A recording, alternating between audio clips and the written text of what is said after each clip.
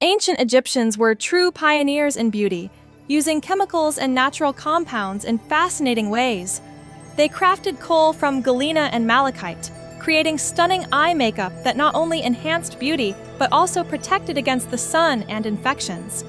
Their perfumes and oils were masterpieces, extracted from flowers and herbs, with myrrh and frankincense being favorites for scent and skincare.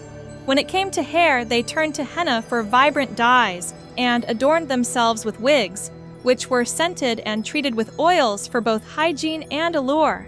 For skin treatments, they relied on natron for cleansing and indulged in milk and honey for moisturizing. Cleopatra famously bathed in milk for that luxurious lactic acid exfoliation. And let's not forget their lip and cheek color. They mixed red ochre with fat for a natural rouge and used carmine from crushed insects for deeper reds. The ingenuity of ancient Egyptians in beauty rituals is simply remarkable.